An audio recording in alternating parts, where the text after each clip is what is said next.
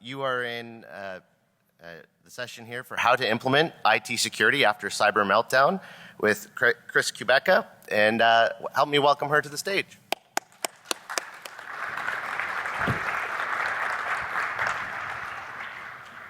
Hello, everyone. Good afternoon, and thank you for making it through Black Hat this long. I'd like to present about the Aramco 2012 attacks and the recovery efforts. Now, this talk is broken down in 4 sections. Just a light touch on what happened and focused on the business operations end of the IT and what was lost.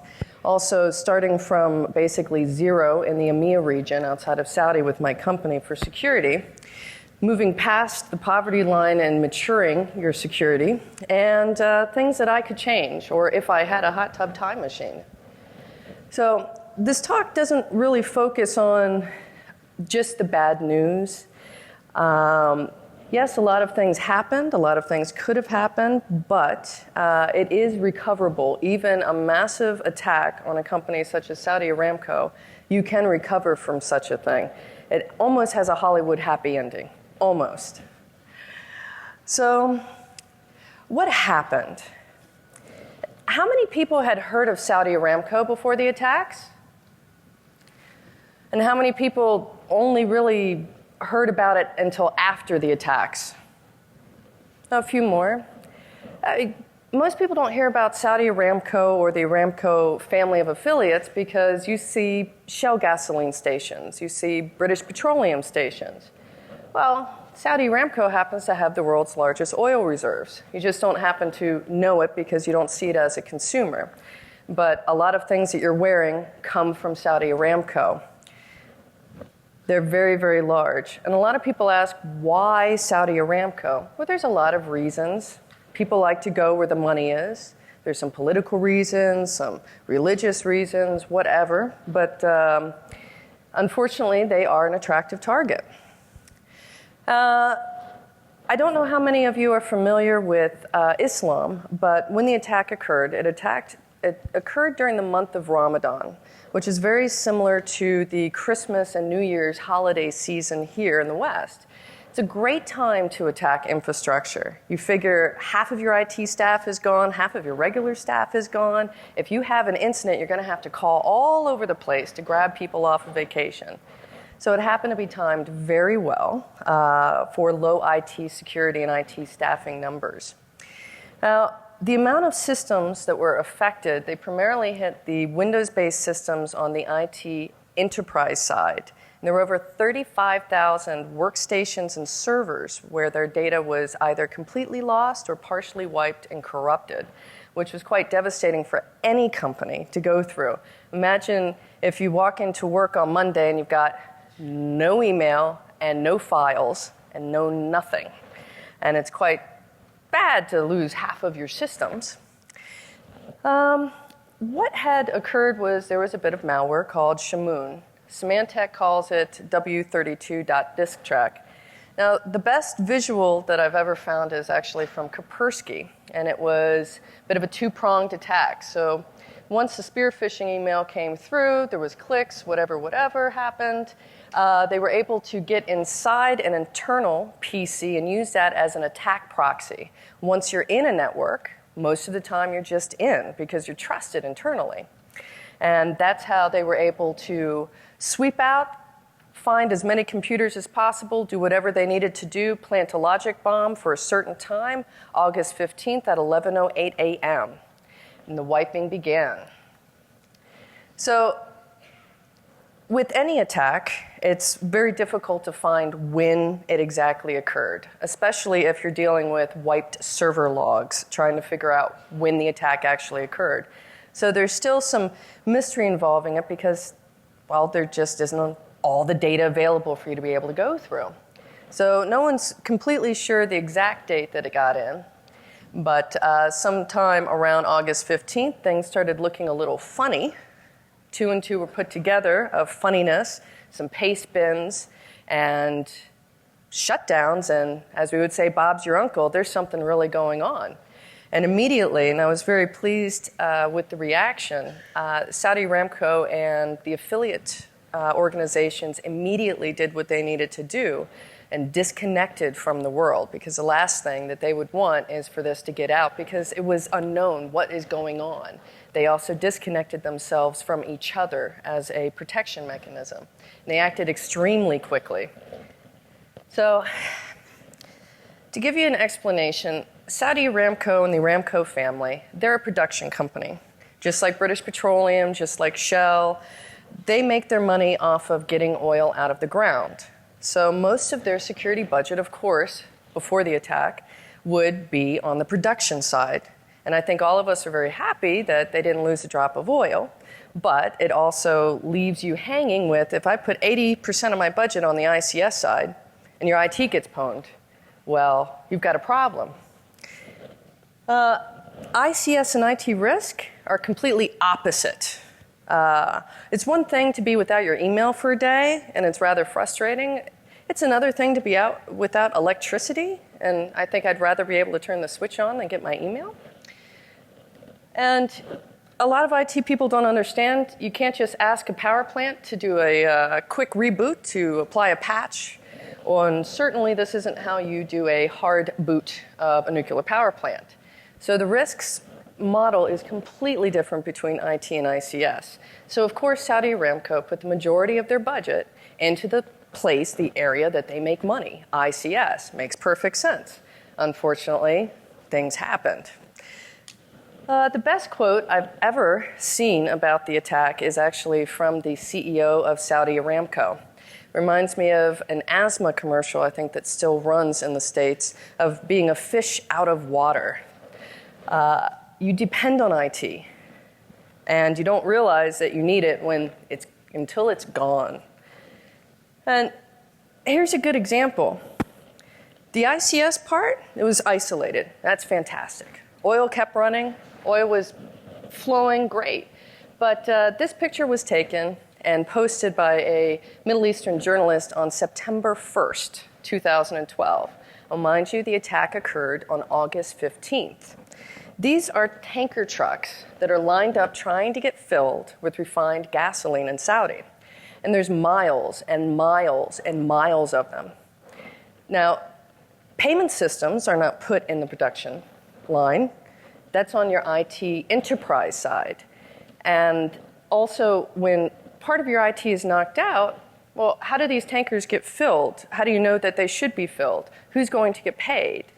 And you have no way of knowing. So 17 days after the attack, there started to be gasoline shortages around the country of Saudi Arabia.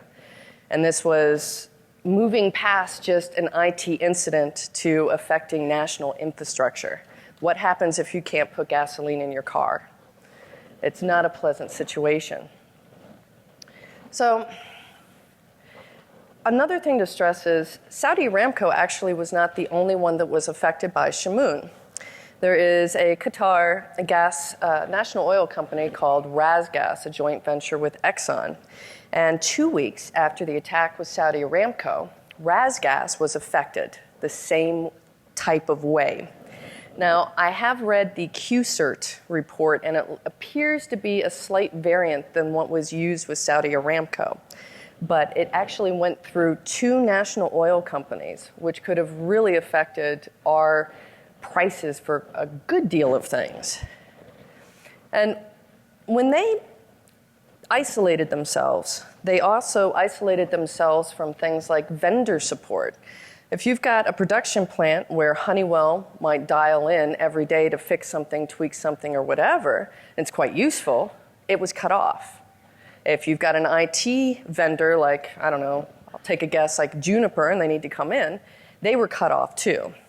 So internally, from vendors, from support, and from the outside world, Aramco and the Aramco family had to completely isolate themselves. Now, imagine what the effect on business operations as well.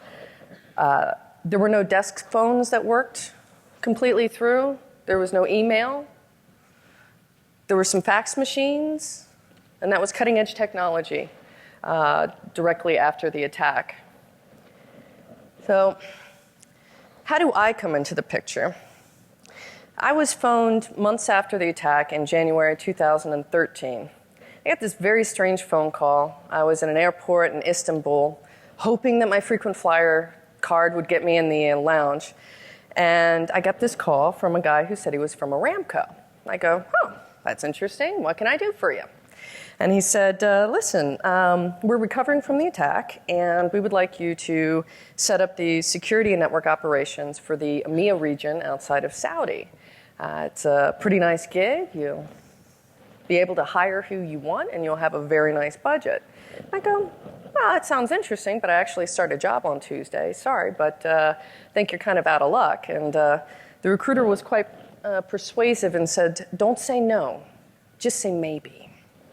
So I spoke to them because my new job, I was starting up a security network operations for the Netherlands' largest financial services company. So kind of similar, but obviously the Aramco affiliate family is much bigger scale and much bigger scale. So I said, all right, I'll take a look. I'll take a look. And as we were talking, through a few months of trying to work things out, negotiate things, and so forth, a week before I thought I was going to start, Saudi Aramco's Twitter account got compromised, which Aramco Overseas runs. So I was scrambling to assist them directly after a funeral, writing notes to help them take back their Twitter account. This was before Twitter enabled two-step verification or any real security.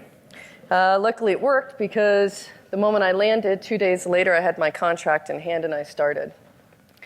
Now, Aramco Overseas provides the IT infrastructure for Saudi Aramco's EMEA region outside of Saudi. We've got 60 plus offices. It could be Singapore, it could be Indonesia, it could be wherever. And before the attack, Saudi Aramco didn't think it was important to staff Aramco Overseas with IT security people. So during the attack, Aramco Overseas had 0 people on staff. And when I joined, I was the first permanent employee in IT security for Aramco Overseas. So I basically started absolutely from 0, which can be a good thing because you don't have to go and fight the old school or the folks who were there and be the new kid on the block so much, but still it was amazing that they actually had no IT security in the EMEA region outside of Saudi.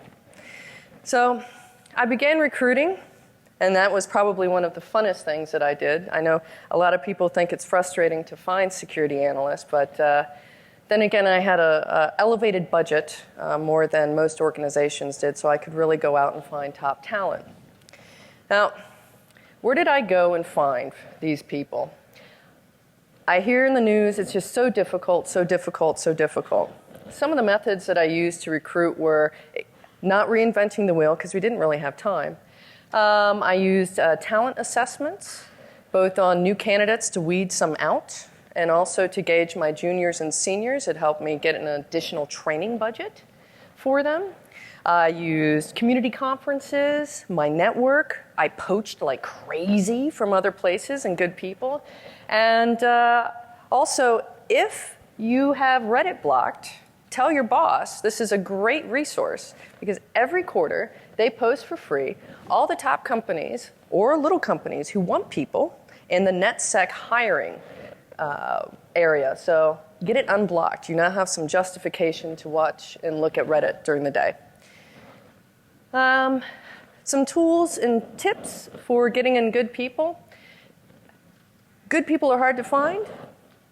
Many people nowadays, they're very tool-oriented, but they don't understand what the technology is behind the tool. And you really want people that understand the technology because you can apply many tools to the same situations as long as you understand. Don't look for just the corporate image, the people who will just look good in a suit. I was able to get weird and wonderful people, Harlem Shakers, people putting videos online, dancing around, people whose hobby, including mine, is lock picking, weird and wonderful things, and you have to look past that corporate image. If they've got tattoos, if they've got a couple piercings, it can work. It can work. And also, don't always look for just certificates or just a degree. If you get somebody in for a job and they start talking about their home lab, and they're doing this at home, and they're passionate, and they get that smile on their face, that glow, those are the people that you want who will excel in your organization and will bring really good value. Another tip is I have seen some horrible security analyst schedules and network operations schedules, like 8 days on, 1.5 days off, 12-hour shifts, absolutely ridiculous. The last thing you want is people monitoring your network that are falling asleep at their monitors or who never see daylight. Don't ever schedule someone permanently on the night shift. Don't do that. It's just cruel and unusual punishment. One of the reasons why it took a while to do my contract negotiations was I wanted to make sure that I had a well-organized team that had appropriate rest schedules. So I got them to agree to put my shift workers on a 6-day on, 4-day off, average 38.5-hour work week, which meant at the end of every week, they had a long weekend, and then they would rotate. They could see daylight, mornings, afternoons, nights. And they got to see each other and got to see daylight.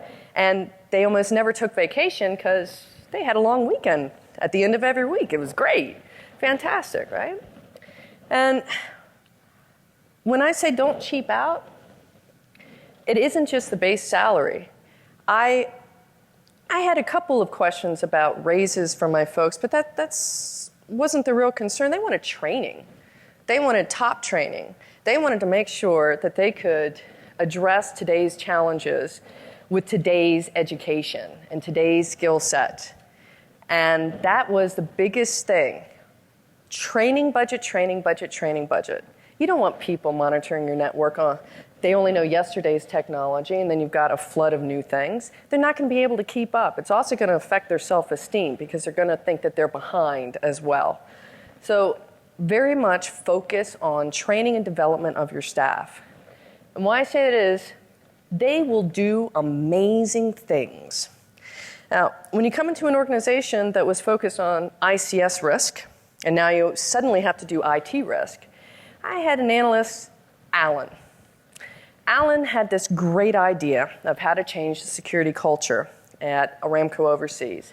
He said, how about we make people security heroes? I go, what do you mean, security heroes? And he goes, we're the scary security operations center, and people think we have a big stick, and people are afraid to talk to us. Well, what if we make ourselves approachable? What if an employee sees something and says something, they get put into a drawing where they can win a security-themed prize all the way up to an iPad every single month, an encouragement. If somebody found the Wi-Fi password crumpled up outside the building, and they won the drawing for that month, they were featured in the employee magazine, they got a certificate, their story was put in the magazine, not only what they found, but what the effect was, and what the effect could have been on the company. And those who also reported things, they were also included. And it gave us really good metrics because when a lot of people see suspicious emails coming through their corporate email, they'll just hit delete. Well, we wanted to know if there was any specific targeting or get any additional intel from that. So people started sending those emails through instead of just deleting. So we were able to build metrics. We were able to gain more intelligence because we became approachable. And your analysts, if you let them play and let them do, they will do amazing things. I had another guy, Walter, who built from the ground up a forensic system. Even incorporated it into our central antivirus so that the moment an alert came, we could pull back 5 key pieces of information and do triage immediately to see, is this a false positive, most likely yes or no.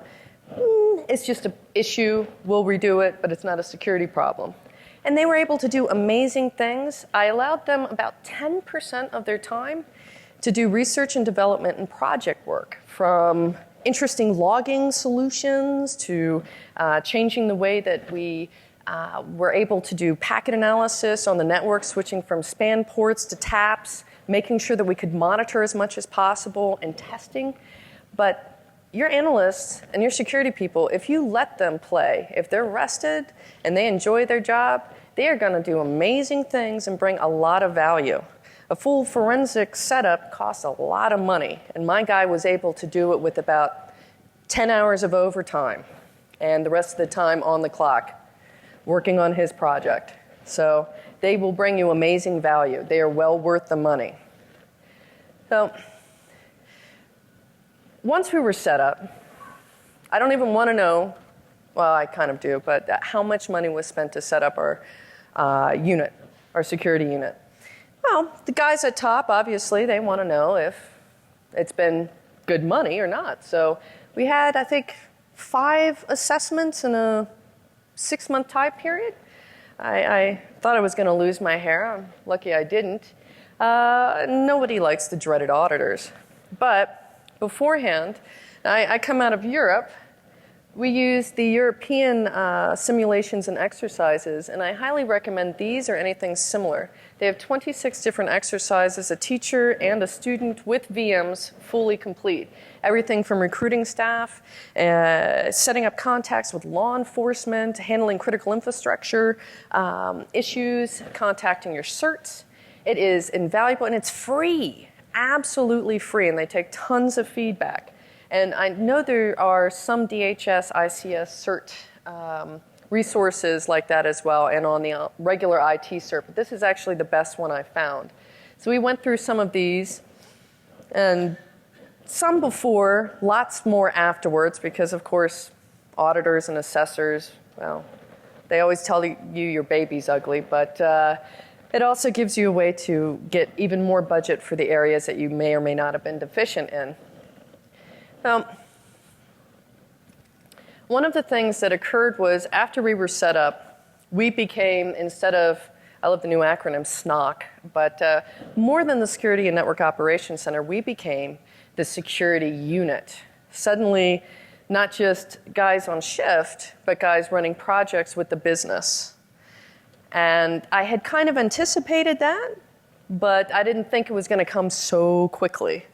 And it was a good thing because many times your analysts who are monitoring your network, they don't know much about the business, they just see the packets. So we were able to get more integrated with them and know what was more normal, what should be, what shouldn't be, and to also come up with new and inventive ways to help out those business units. And we also began to build a real computer emergency response team. We're in the process of using the trademark from Carnegie Mellon. And you have to involve more than your IT staff or your IS staff. It's actually a team effort. We involved PR because the last thing you want to do is be Tony Hayward, the BP CEO at the time of the BP disaster, having a gotcha from the press of, I just want my life back. You need to involve PR. What if your contracts can't be fulfilled because you've had an incident and there's a delay? Involve your legal. If you don't have internal, involve your external resources. But when you have an incident, it is really helpful because there's going to be mass chaos. You don't know what's going on. Your communications might be down. And if you're trying to scramble and find people during an incident, it's going to cost a heck of a lot of money to try to recover if you even can. So try to plan ahead a little bit. Now, lessons learned internally. I had never seen a cyber attack like what happened with Saudi Aramco. My former manager, he showed me a picture of himself before the attack. And he had a full head of hair, and it was black. And when I met him, he was follically challenged, and it was white. So the stress, not just on the IT staff around the world, the employees, they didn't know what to do. It was like attacking the Aramco family, like if somebody broke into your house and they didn't trust computers. They were actually, I believe, psychologically affected to the point of like PTSD from this, because here's something that they knew and it was nothing anymore. They had no more trust. It was compromised. They didn't know what was going on. So unfortunately, because of that, we did have some setbacks. I got a phone call one morning from a vendor going, "What can we do to help? You're under attack again." We are? I didn't know we were. So I started calling around, and one of my guys, or one of the guys out of the US, are like, "Look at Twitter." And I go, "What do you mean, look at Twitter?" And unfortunately, because of the panic, because of the psychological damage of the attack, some employees in Saudi Aramco, decided taking pictures of their computers that they couldn't log on, posting it on Twitter, and saying, "We're under attack again. We're under attack." That was a bit unfortunate, a bit scary, but you also have to learn from those things. And I also highly recommend a good social media policy and to tell your employees, you know what, if we get under attack, firstly, don't take pictures of your computer. Please don't do that. Secondly, talk to a central area first to ask questions, but don't talk to the public. Don't talk to the press, please. But just try to get control of it beforehand, and it'll have very positive results. So another thing I learned was, unfortunately, due to the distrust of the IT systems after the attack, everything had to be under super uber strict security controls. A simple website change could take 3 months to get approved. And that's when you're dealing with the business unit. So even though we were trying to be approachable, we ended up being the difficult stare at the sun to try to log in. You're never going to get your website changed. So it was a challenge. We were able to work through it as much as possible, but as far as I'm aware, it's still a challenge because it was quite a devastating, horrible, stressful, awful attack. So of course there's going to be additional distrust in the IT systems. So I like this movie, The Hot Tub Time Machine. I don't know why. But there are a few things that I learned that I will take back and incorporate in myself for any other job or any other consulting gig that I ever do. And some of these things were, we became the security unit.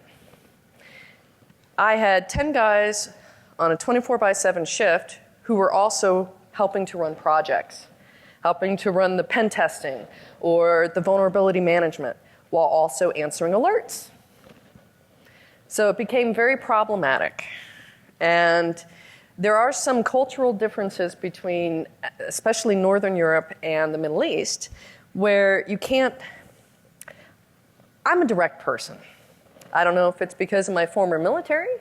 I don't know if it's because I'm very much integrated into the Netherlands and we're known as very direct people. But communicating to the Middle East, especially Saudi, you can't just say, "Could you please respond to my email?" It is, "Hi, how are you? How are you doing? How's your wife? How's your kids?" How's 20 minutes worth of information that is completely non-work related just to get you to look at my email. And that is very difficult for someone like me. So I didn't really do my homework as much as I should have, and I should have really worked on my communications as well as the rest of my team, because most of us are very direct. We'll just go, "Hey, we need this." "Nope, that's not correct. Hey, come on." They're not used to that. So you live, you learn. And another thing about specifically Saudi business culture differentiates itself from the rest of the Middle East, that you really have to know somebody for 20 years before you get on a first-name basis with them. And that became problematic because we wanted to mature our intelligence. We wanted to go, and we were moving more and more towards that proactive response. You don't want to just be reactive. You don't want to always be putting out fires. You want to be able to get information as it's coming down. So we began to talk to other national level certs and some other peer companies. And we're like, "Great, we'd be willing to share information, but can you tell us a little bit about the attack?" "Well, it happened on August 15th. They're like, "Well, we don't have much information for you. Thank you, goodbye." So that was difficult. It was a challenge, and it was very much a challenge to try to communicate upwards to go, "Listen, if we want to be proactive, we're going to have to change this a little bit." And it's a really big change. So that was one of the more challenging things I had. But at the same time, we were able to do what we needed to do. So in conclusion, as I've tried to save some time for a few questions, yes, they did experience a very devastating attack, mostly on their business operations. I mean, no email for months, and that sucks. Fax machines. I don't even know where to buy a fax machine in Amsterdam. But it is recoverable. If you plan ahead a little bit, just a little bit, the cost to recover from an attack is going to be a lot less. You can change people. You can change the security culture. It might take some time. It might take some budget. It might take some effort. But you can, and it is possible. And always try to incorporate those past experiences. And a lot of people, when it comes to the lessons learned from an incident, that's probably the worst part of the incident handling because it's rarely ever done correctly. Try to do that, even with your minor incidents, and see how it affects things and incorporate it in. So you can recover. But also, if you think that you're impervious to an attack, this affected the most valuable company in the world. It's worth, per Wikipedia several years ago, over $10 trillion. The country of India announced a couple of weeks ago that they want to hike up their economy to be $2 trillion. So if you think that you won't get attacked, or you're not an attractive target, or, we're impervious. This was the most valuable company who got knocked down temporarily. And because it's the most valuable company, it's probably the only company that would have been able to recover in the way that it did. When the attack occurred and it wiped the hard drives and wiped the data, they needed hard drives immediately. And Saudi Aramco owns the largest private fleet of aircraft. They even have 4 airports in the United States dedicated to themselves. At the time, Southeast Asia had just recovered from some floods and a natural disaster. So Saudi Aramco said, we need a lot of hard drives. We need a whole lot of hard drives. I spoke to a coworker about it, and he said he had never seen so many zeros on paper in real life. And they flew their private fleet of aircraft to pick up those hard drives from the production floor. So if you bought a computer or a hard drive from September 2012 until about January 2013, you actually paid a small tax because Saudi Aramco hiked up the price of the hard drives because they needed to recover immediately. But at the same time, it's a really big company, 25% of the world's energy. They needed to recover quickly. So you can recover, but try to plan ahead because it'll be a lot less costly. I don't know exactly how much it costs to recover, but I was speaking to some folks who initially responded to the incident as outside consultants yesterday, and we were thinking even above the Powerball what it costs to recover. Maybe $500 million. So you can recover, but try to plan ahead, because unless you're Saudi Aramco, you might not. One thing I want to do before I conclude is thank the IT and ICS staff, both at Saudi Aramco, Aramco Services Company, and Aramco Overseas. They did an amazing job responding to the incident. They did fantastic work isolating, recovering, bringing things back up, and they continue to do so. And without them and their teamwork, recovery would not have been possible. So I've got a few moments for questions if anybody has questions. Thank you very much.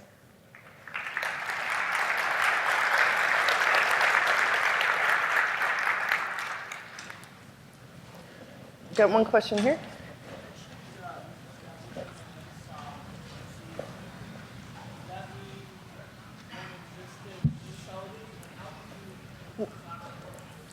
Actually, there was one security operations center in Saudi, but there was not one in the rest of the EMEA region or for North America at the time of the attack.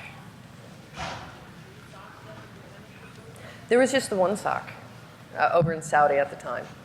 So suddenly, SOCs had to be set up in their major areas around the world to recover and make sure that the moment that they connected, that they were secure, because they did not want to reconnect and then get hit again. That was the last thing they wanted to do. Any more questions?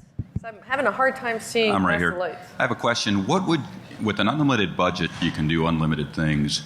What advice would you give to the other 99% of companies who could not recover to this extent, perhaps collaborating in a joint venture versus trying to do it all alone?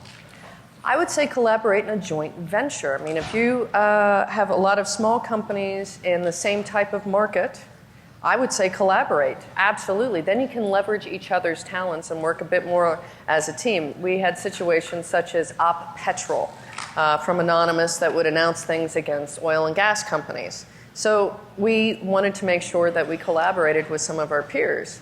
And are you getting a knock on your door yet? Is there anybody scanning you in a weird way? What's going on? What do you think about this post?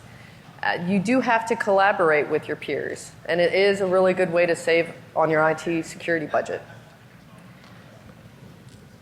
Another question. So I was wondering if you attempted to bring in anybody from already inside Aramco, from any of the server administration staff into the security world, and whether you had any success or failure with that. Yes. So a lot of people were pulled from IT and went over to IT security. And there was some success, some not. It's a different mindset, going from servers and infrastructure administration to that weird, somewhat illogical way that security analysts will think. And you also have to have that tinge of evilness, of a little bit of gray hat, because you have to kind of understand how somebody would take advantage of a situation. So you can have success with regular IT staff as long as they're slightly evil, if that answers your question. Oh, one question right here. Hold on. They needed to recover as quickly as possible, so it was less time consuming to get a whole bunch of hard drives and then also try to recover the data as they were going forward. But they needed to get set up as quickly as possible. Yeah. Next question? Hi. I'm sure there's some details you can't share, but could you be more specific about the type of people you recruited, the size of the team, and then also, I understand it's kind of a triage situation, but did you focus on processes first, then tools? You probably didn't have time to do a whole risk assessment and the normal. Thanks. Well, it's a continuous risk assessment. And the type of people that we recruited were weird and wonderful people. They could have an MBA. They could have a PhD in intrusion detection. They could have absolutely no degree, but have some amazing work online and a GitHub account, which if you have an interviewee with a GitHub account, take a look. We recruited a lot of staff, probably within my team there was at least 11, and in the other teams there's probably plus 20 that were added. So I hope that answered your question. I can barely see. Right here. Yes. Over here, yeah. Hi. So I was just curious. I think you mentioned that you recruited your security team from zero. Was there existing IT staff already on site? And if there was there any investigation or any look into a possibility of any sort of an inside job? Did you guys look into that at all, or kind of just accept everyone and kind of move forward? Well, that would have been handled by Saudi Aramco, since the majority of the attack hit there. There were a couple of existing IT staff members at Aramco overseas. They had been there for a very long time and lost a lot of hair, but they didn't have the type of access that it would have taken to do this type of attack over in Saudi Arabia. So I know a lot of things were looked at, but unfortunately I can't really go into much more detail because things are still under investigation by the Saudi Arabian government. Can I just ask a follow-up? Would you expect that sort of a piece to be a part of, I mean, this situation is fairly unique in that you came in with a zero some game to begin with, zero, right? Carte blanche. So is there any strategy around that when you are attacked and you look at that recovery? Is there a process or a procedure in place of how do you kind of make sure that everyone on the team is clean, if that makes sense? Well, we did extensive background checks on folks, quite extensive, and actually above beyond what you would just get your regular background check company. We also did legal, taking a look at their online presence, if there were any suspicious posts in suspect criminal hacker areas. So we tried to take a very, very deep look at people. But at the same time, we also had to get staff who also did belong to some of those groups to get the information from those groups as well. So it's a kind of a fine line, but you can kind of tell pretty instantly how a person will be. I had one interviewee that came in and we asked him, why would you like to work for Ramco Overseas Security Operations Center? And he said, well, if I'm a member of the IS staff, that means that I can get access to the CEO's schedule in Saudi. We said, thank you very much for coming. Goodbye now. So you do have to be careful, but taking a deep look and also their attitude, watching them when they start, seeing how they work, seeing what access and things that they try to look at, and keeping a tight leash on them for at least 1 to 2 months, maybe even longer, just to make sure. But you do have to be careful. Thank you. Thank you. Any more questions? You mentioned during your talk the sensitivities to cultural differences, and you mentioned that specifically at the end, and relationships and the time it needs to cultivate in order to really get access. Can you speak more to any potential issues relating to gender that you specifically had? As you're direct, Chris, right? So you're an accomplished woman with a lot of experience, very capable and direct, as you self-described. How was that taken to, and were there issues with that? And if you were to give advice to anybody else who was dealing with these countries in this region and these types of incidents, what advice would that be? Well, when I first got the phone call, as you notice, I go by Chris instead of Christina. I asked the gentleman. Was that on purpose, by the way? Well, I just got used to it. And then also, when I was aircrew, it was the only way that I could put my name on my badge, because my name is Christina Kubecka de Medina. And imagine putting that on an aircrew badge. So I started getting known by Chris. And I asked the gentleman, they do know I'm a woman, right? I mean, I go by Chris, and I only have a couple of photographs of me, one with short hair, but they do know I'm a woman, right? And they go, yeah, absolutely. The question didn't come up. So, of course, there's challenges whenever you're a little different, but you get that anywhere. Anywhere. Their focus was to try to find the best people, not gender. We had an international team. They weren't even concerned with that. They wanted the best people. So gender didn't come into it. If that answers your question. Thanks, yep. Any other questions? Oh, there we go. See you a little better. Not sure if you're able to disclose this information or not, but I was just wondering if during this particular experience or any of your other experiences, was there any sort of interaction, cooperation, however you want to call it, with government? And if so, was that helpful, a hindrance, somewhere in the middle? Just curious.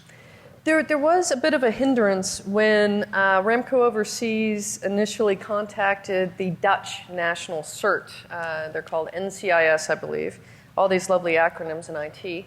The Dutch CERT, unfortunately, had to turn them away because they were only set up for government and military, but not for private sector to the size of a Ramco Overseas, even for private energy companies. Unfortunately, that's still the case. The Dutch CERT is a little behind. So they were completely unable to help us. And that was a shame. So a whole bunch of external security consultants from around the world had to assist. That answers your question. Just a quick follow-up. Was that unique to... I was kind of asking that question under the assumption that Aramco might have some type of state-sponsored investment in the company. So maybe I was wrong with that. But have you been involved in experiences with a company that is owned by the government or has a heavily investment by the government that did or didn't allow you to respond to an incident as you would have hoped? Yes, actually, Aramco Overseas Company is wholly owned by Saudi Aramco, which is owned by the Saudi Arabian government. Now, I did find some difficulties, even though I am an American citizen, discussing things with, say, DHS, ICS CERT. That did pose a difficulty. And so we instead tried to leverage that and leaned more closely on our American affiliates to try to get those relationships going. But it was difficult because it's a Saudi Arabian government-owned company. And some countries and organizations might not want to talk to you or might not be able to. Thank you. Thank you. Any other questions? Yes. Hi. What kind of my question? I have two questions. My first question is, what kind of advice you would like to give the students? Like, I'm a student who wants to pursue their career in IT security. And my second question is, when attacks has been done, as you mentioned, the company is almost broken. In that kind of situation, what is your first advice to recover? Like, what is the first attempt as an employee, as a university student, or any sector we work? What should we do? The first question is, as a student, build a home lab and start exploring. There are a lot of free resources and places and websites that specifically say, try to hack me. Try to look at these vulnerabilities. Use this free vulnerability scanner. Start building out things at home. My presentation laptop, when you see me step off the stage, it's about that big because it fits a lot of memory, and I have actually an entire isolated malware lab running on it anytime I want. And do what you want to do at home and start learning hands-on, because in the university setting, it's entirely too theoretical. It's not applied. And start doing it while you're studying, and you'll learn a lot. I also recommend, a friend of mine just came out with a really good book, Georgia Wieldman. And if you read her book, it's basically how to be a penetration tester. But it has all of the VMs, well, not the VMs, but it'll tell you how to set up the VMs, whether you want to lean more towards vulnerability assessment, pen testing, or just seeing how it works. It's a step-by-step guide. So I highly recommend that. As in terms of the recovery, I would say probably the first thing that you would want to do is, if you're under a massive attack, communicate with your employees, or in this case at a university, your students, to say, we recognize something's wrong. We might not, hold on a moment. We will get back with you once we know more. We do know something's going on. Here is an office or a place where you can ask questions, but keep it controlled. Controlled communications, because if you don't, you're going to have one person saying another thing and a Twitter person saying another thing. But that's the first thing, is to kind of coordinate communications and let people know we know something's going on. Don't panic. Just contact us for questions. That's what I would say. Thank you. Thank you.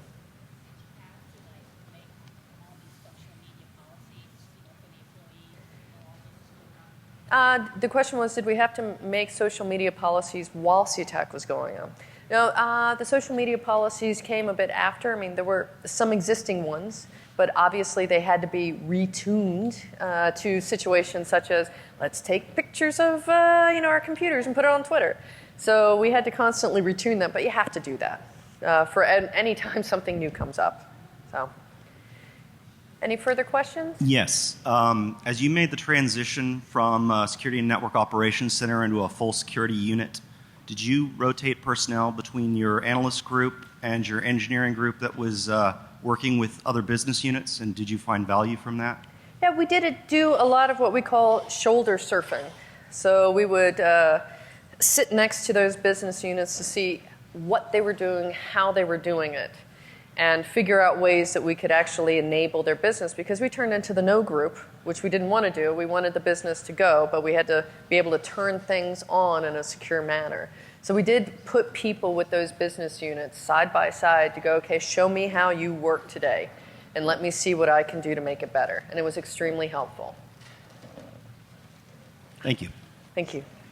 So having had this experience and being able to go ahead and tell other companies, look what's happened and you're not too big to blow up, do you still fight every time you see a new customer and you say, this is going to be the bill? Are you still fighting with them? Yes, but I also think it's a bit of terminology. I think we need to step away from the word security and talk about risk, because executives understand risk, management understand risk. So instead of a security operations center, I would say the risk mitigation and protection center, because that would actually be easier to understand. And if we talk in their language, they're going to understand us, and we're going to be able to understand them maybe eventually. But we need to speak the same types of terms with them. It's a different world. Are there any other questions?